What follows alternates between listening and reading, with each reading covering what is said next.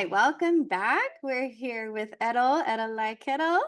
And Era la quiero. yeah, we're going to continue the series we're kind of doing on that connection between our mental well-being and our physical well-being. So, Edel, will you share with us a little bit? Today, we want to focus on how can we support the sleep that we need to have the mental well-being that is needed. I know that that can be a challenging area for sure. And anybody else, when you don't get good sleep or not enough sleep, you wake up and yeah, it's tough. Would you share your experience? Yeah, I mean, I said this on one of my stories the other day. It's like I feel like there's a certain part where we need to insert like some applause or some the crowd goes wild. I don't know, because that is like a topic I feel that doesn't get talked about enough. I feel like a lot of people chalk it off as just like the age. Um, when you're getting older, you get less sleep. They just make all kinds of excuses, but I think from my experience personally, it's one of those things where I've had to remove lots of bad habits that I had. So going to sleep late at night with my cell phone and watching TV late at night, or not getting the adequate nutrients, because that could also affect you. There is a lot that plays a role in it. If you go to sleep stressed, you're going to wake up stressed no matter what anybody says. And when you're on your cell phone and watching TV and all those things, people don't realize how much it messes with you physically. Um, Mhm. so yeah, kind of trying to learn a new routine with sleep and making sure that I get at least about 7 to 8 hours. Sometimes I'll sleep in for like 9, 10 hours. Um, but I'm the type that I'd like to be very productive. So I try to keep it at like 8 hours at the least. So yeah. Nice. Yeah. You're right. I think we don't realize how much the screen, blue light has an impact on our brain and our pineal gland's ability to even just produce the serotonin that we need, which is so interesting because nowadays what we're doing like so much is computer or phone or whatever, even with our work or students and all of that. And if you think about it, how do you feel after you've been sitting at the computer for a while? You're like, Mhm. oh, you Yeah, feel exactly. blah, how is your mood? Probably not amazing, how are you doing? So I thought it was super interesting recently. I saw in some of the research that every 50 minutes during the day, we should be getting our eyes off of a screen, getting outside for a few minutes, or even sitting in a window that has a little sunlight, reading a book, something for even just a few minutes. Doesn't have to be a lot. Getting just a little bit of movement, walk around a little bit or whatever. So our brain can produce enough serotonin and keep our circadian rhythm balanced the way that it should be so we can actually focus and have better happy mood because we're talking about the mental health. So that will improve so we have less snappiness, right? Less irritability. We'll be able to handle things a little bit better, all of that. And just screens, just the blue light is so yeah, I try to wear my blue light glasses, but sometimes I forget. But I know. I was but trying to find my yeah, glasses. but the reflection is kind of funny. But Well, see, that's what um throws me off, because these are blue light, but yeah, then the reflection, I'm like, yeah. well, I know. let's Is it like distracting? I know. That is the thing. I'm gonna check my again. Make sure my computer is plugged in here so it doesn't die on me. 1 second. Make sure this is plugged in. There. And if you have it like plugged in the wrong one, it doesn't like it. Uh yeah, so with sleep, that's huge. And that's just, one thing. Like you said, there's definitely more than one area to think about when it comes to sleep. Um, and making sure, so that's during the day, right? Just so we can make sure we have good serotonin levels. And that serotonin is going to get converted to melatonin in the evening when the lights are dim, when our eyes are closed or whatever. So again, in the evening time, like you said, the TV or whatever it is, And what do we do, especially here in America, right? Everybody loves to watch TV before bed, and it's like, Yes, yes. what have we done? I don't know, my goodness, our culture. So, you can put your screens on an amber light, if you still want to, but you can back up that time that you watch an evening, whatever it is that you like to watch with your family or something. You can wear the blue light glasses too, and, just if you back that up even a couple of hours from the time that it's dark enough, dim enough, or you close your eyes, it takes 4 hours to start producing enough of our own melatonin, which I thought was super fascinating because I think we kind of imagine that when we close our eyes, like our brain starts, making our melatonin or whatever. Mhm, mhm. And of course, the synthetic melatonin on the shelves is not helpful, but I thought, wow, because let's say we close our eyes at like 10, 11, right? 12, 1, 2, 3 a.m. We don't have enough until then. That's just mind-boggling to me. And that we found our own natural melatonin that we make is one of the most restorative hormones in the body. That is so fascinating. Wow. You always are filled with so much knowledge, so I'm just like this. Mhm. I just add bits and pieces and they're like, "Yeah, uh-huh." And you're like the one with all the info, but yeah, I mean, I actually didn't know that about the melatonin. I did not know that. I didn't know it takes that long. Um, which I try to get off the phone early enough, but now I realize that it's not early enough. So good to know. Very Right, good. right, or at least using some sort of protective, option or whatever. And it's hard because, I'm right there with everyone. Like, when do we catch up on emails or whatever? In the evening, usually when it's Yeah. quiet and the kids are in bed and all of that. And I think the other thing that a lot of people, especially women, don't realize is we need about 8 to 9 hours of decent sleep with our own melatonin naturally to restore our adrenals, which is Yep. our hormone balance, all of our progesterone, estrogen, the thyroid, our adrenal, so that during the day we can have cortisol and be awake. And I don't think we realize that. And here we are, the ones, the moms are staying up all night, right? Yep. Well, yeah, I mean, most moms like me, so I was on synthetic progesterone. I mentioned this to you a little while ago, but I was on synthetic progesterone. I was taking something for cortisol. I was trying to think what else. I was on a couple of things. And I got to the point where I'm like, oh, I can't do this anymore. I got to figure something out. So I am on something now that's holistic, the rise and the sync. So those two have helped me a lot. I mean, I'm not on the progesterone and stuff anymore, but yeah, I mean, it's just crazy. It's crazy what we decide to do late at night. Like I sometimes, and I have a bad habit when I'm in the zone, that's what the rise does to me sometimes. So like I'm so focused that I will not stop cleaning until I'm done. And so then next thing you know, it's like 11:30 at night and I'm mopping. And Junior's, he says, well, when are you going to come to bed? I'm almost done. I'm almost done. And then I see a load of laundry. And I'm like, you know what? I can just put this in really, really quick and then take it out really quick. So, that's just how my brain is sometimes. But a lot of us moms, we wait till the kids are asleep, no kids running around, they ain't getting on your nerves. They're not asking you for things. We wait for like quiet time to do what we have to do.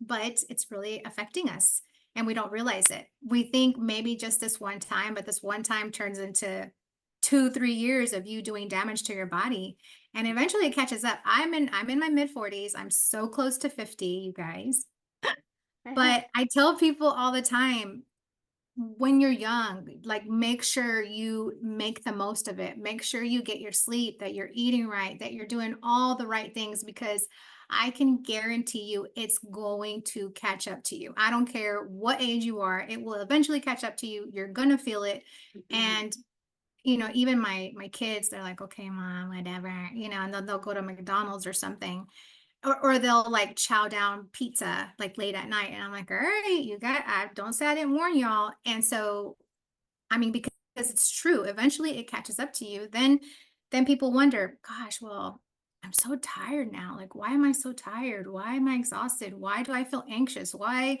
why can't I get enough sleep? Why XYZ? Like all these whys. But you are a product of what you've kind of built throughout the years. Like this is damage we've done to our cells, to our body, like everything. And I can go on a whole thing, girl, about this because, at my age, it's like I try to do my best to make sure that my body is healthy and well and that I'm doing the best to take care of it.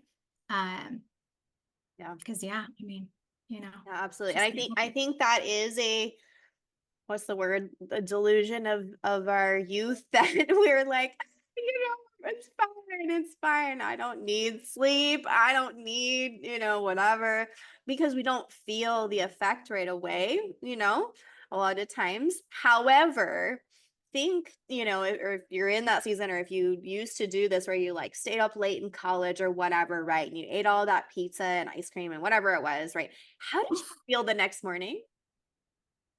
Like, think Yep. about that. Did you feel amazing? Did you wake up like, "Woohoo, ready to go"? No. I don't know about you, but I was like, oh, I feel terrible." Mm-mm, girl. And here I used to in college. I mean, no judgment. I was right. I literally would eat chocolate covered espresso beans all night to stay up all night in order to study most of the time. Sometimes we played board games and Monopoly, whatever, but and eat the pizza and the ice, whatever. The next day, let me tell you, I did not feel good. I had to drink like 8 cups of coffee in the morning to like feel alive, Yeah. So here I am, in my whatever that was, 20s, early 20s, burning my adrenals down to the ground. And my gut was probably so inflamed and my brain was probably like, "What the heck? We have like no serotonin, no nothing." Yep. Yep. And that's the thing. I Yeah. can't even say anything, right? Because my kids they've made comments before, like, Mom, you act like you didn't do this. Absolutely did it. I know I did. That's why I've learned not to do it because it's not healthy. Yeah. I used to go out with my sister and lots of fun, obviously. Like we would have so much fun. We'd be out till 2 or 3 o'clock in the morning and then we'd make a run to McDonald's at 2 o'clock in the morning.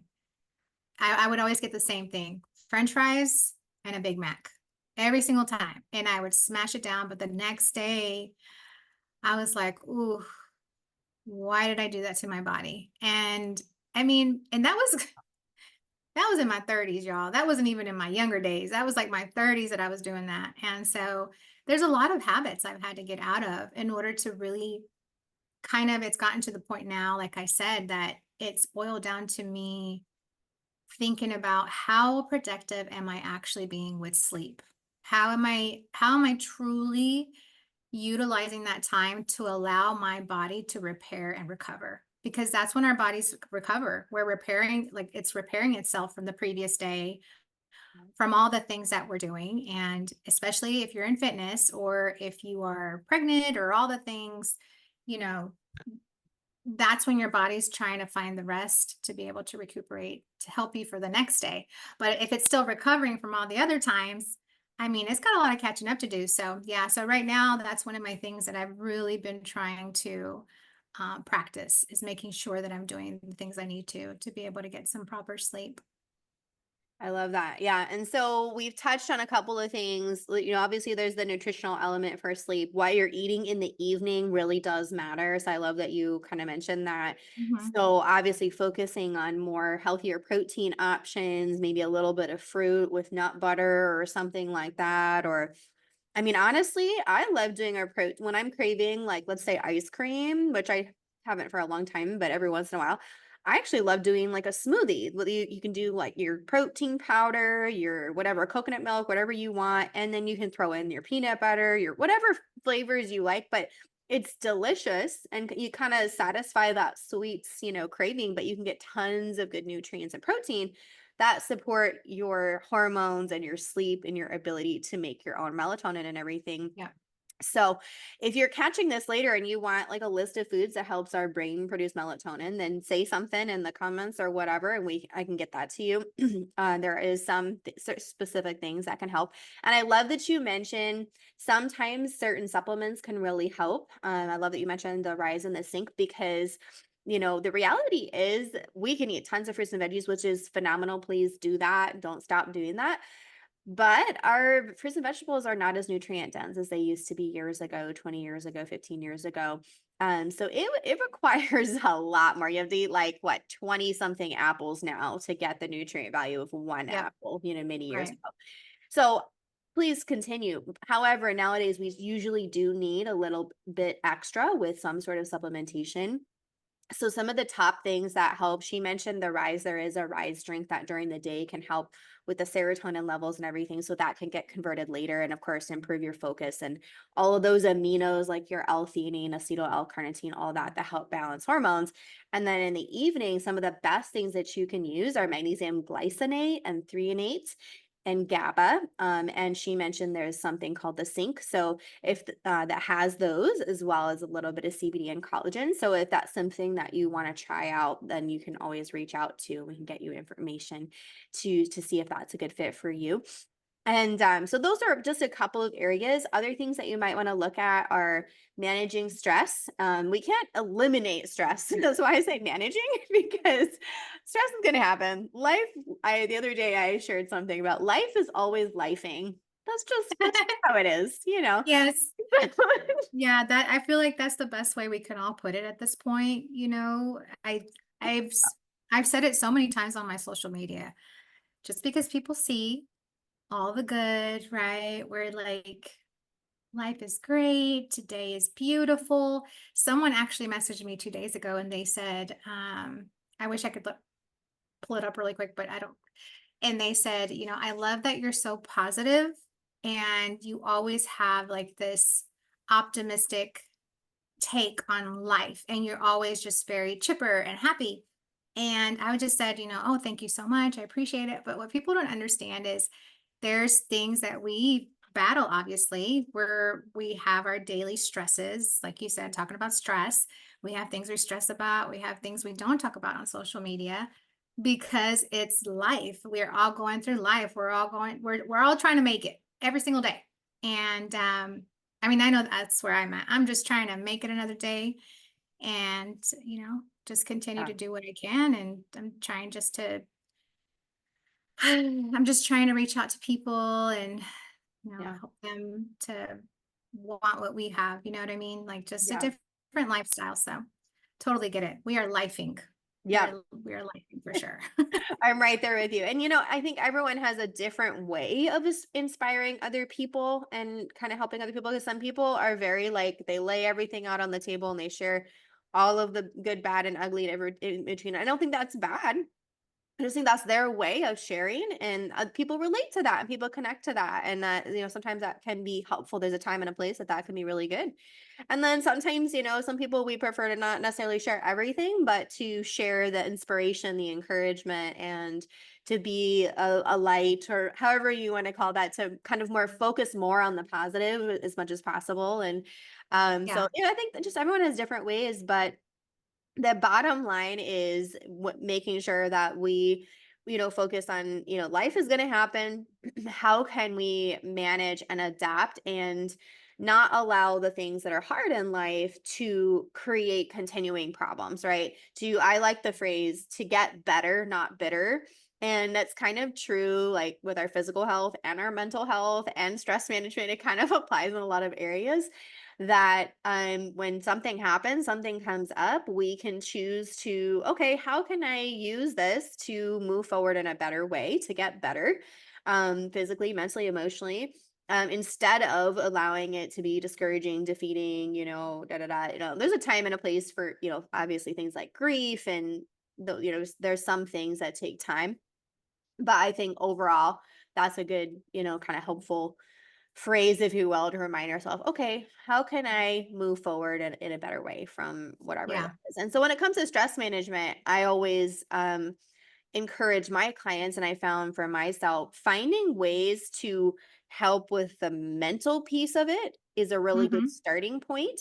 Yep. Everyone's a little bit different, but when you can identify, okay, what's going on here that's making me feel so stressed about this? Is it a fear of some kind? Is it some sort of limiting belief? Is it a past experience that's coming up in my mind? Because that's going to Yeah. domino whatever we're focused on mentally is going to domino into the emotions, the behaviors, the words that we speak, even the choices that we make. And then, that kind of dominoes into other areas.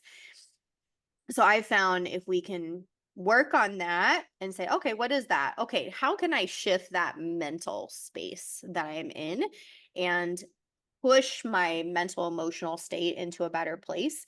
Then we can start to kind of function in a better way. Like I said, it doesn't make all the problems go away, but we can usually function better. Yep. Yeah, that's one of the things, a lot of things that I've well, not a lot, but what I've learned that's really helped me with stress is, I think I said it on the last podcast we did, but not waking up to my phone. It has done a number for me. Like, not making my phone a priority. Like, that's one thing that I typically used to. I'd be on it. I'd be on it to see if anyone texts me, for whether it was for prayer, or if I don't know, just something from what we do, right, on the rise and frequency and all this stuff. I used to make that, even before that, but I used to make that a major priority, and now I do not. I kind of wait for myself to get it together. Do a little bit of praying, thank God, and that has actually helped me so much with stress. Implementing very healthy choices. So whether that's, like you said, going outside, taking a little break, going outside and just getting some sun in. Now I'm incorporating, for a good bit now, running. I've been running in the mornings, and then I come in, get ready, and then I go to the gym and just kind of start off with my day. And my drives has been just kind of being silent. I try not to be on my phone. Just taking a break, from all the noise. That's really helped me with stress. Um, but I've I don't know. I feel like for so long I didn't realize I was stressed until, I don't know what it was that happened, that I was like, okay, maybe this is what stress feels like. But for such a long time, I feel like I kind of masked the fact that I was very stressed out. Um, so yeah, so now just kind of changing things, my routines, and just what I do, implementing more things that are focused on my health. Sometimes people do feel a little selfish when they focus on themselves, especially as moms, as wives. We feel a little selfish when we're taking the time to take care of ourselves, but it really is so important, because if we're stressed, then nobody's happy in the house. So, so I do feel like it's important. I think it's okay to be a little selfish and think about ourselves and focus on our health, because, I mean, think about it. When we're sick, we still have to be moms. We still have to cook, have to clean, have to pick up kids. If you have a job, if you're a single parent, if you're like, we still got to do what we got to do. It's a little different for the dads, no offense, but I'm just going to say the women, we got to do a little bit more than the men do. So just saying, just throwing that out there. Typically, yes, typically. Um, so I did feel like it's a little bit of a learning curve for a lot of the gentlemen to figure out how to ask and find things to help with, but eventually it happens. Yeah. Yeah. And yeah, and that's a whole nother fun discussion. Yeah. But yeah, I love that you said, getting outside, getting that movement. And we talked about last time we had talked about getting our feet on the ground, all of that, the sunlight, the grounding, that's all helpful. And in like the evenings before bed, one of the things that can really help, and it sounds kind of silly, is the same thing that you said in the morning, kind of, is getting off the phone. Like, honestly, what is your mind focused on before you go to bed? Right? If it's not something that's encouraging, uplifting, and inspiring, probably not going to help you sleep. Like, it's just bottom line. Probably not going to improve your mental, emotional well-being and what your brain needs to do to really get good, deep, restorative rest. Right. And then, I love to add a little bit of stretching and movement in before bed, not like anything super intense or just very like just stretches, any stretches where you can get your head below your heart. So even just like a forward bend, bending down, touching your toes, that kind of thing, or the ones the kind of like yoga ones where you're kneeling and you just kind of stretch forward and you stretch. Getting that head down actually lowers cortisol levels and helps that central nervous system calm down. If you add in a few deep breaths, again, you're going to be calming that central nervous system, helping to regulate so that your brain can make more of your own melatonin and all that good stuff. So, all of that can really, really help. So, yeah, what are those areas that we talked about? So, we talked about stress management, a little bit with like the nutrition, making sure we're getting good things in the body. We talked about the routines, just making sure that during the day we have a good amount of our serotonin and our, movement, sunlight, all those things, reducing the blue light. And then like that calming stress relief in the evenings and finding ways to really manage the stress so that we can sleep better. So hopefully that's really helpful for you guys today. Any last thoughts you want to add?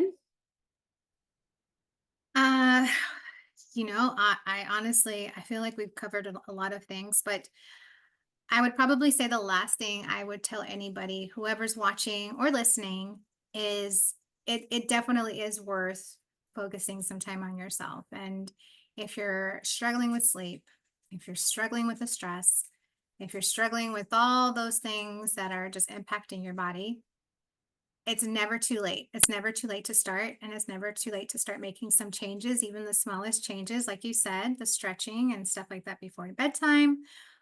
Just little changes. It makes it totally worth it. And then you will kind of see your health is going to get better little by little, and things are just going to start to chip away, things that you've been struggling with. So that would be my thing. Just the first step is to just stop.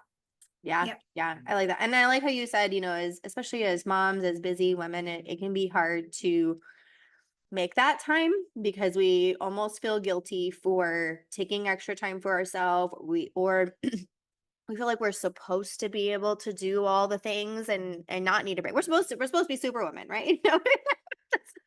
Sometimes it feels that way, even though not necessarily true. So, take that time, ask for support, reach out to a friend for a little bit of support, encouragement, and just start somewhere. Pick one of the things that we talked about. Just start with one thing. A lot of my clients find that it's easier to do one small change a week. Okay, take a whole week to get that one change under your belt, kind of, and then slowly add another thing to that so you can improve and continue to help in that area. So, yeah, awesome. Well, thank you, Miss Miriam, for letting me join you on this again. I can't wait until our next podcast to chat more. That one's going to be really fun, I'm sure. Yeah, Very interesting topic, but I can't wait for that one. Kind of share what my struggles have been. So, or yeah, were, I guess that you should say. But, right. anyways, thank you so much. It's always nice chatting with you. Yeah, thank you for your time. I can't wait till next time. We're going to touch on different ways to cope with anxiety. So, all All right, we'll right. talk soon.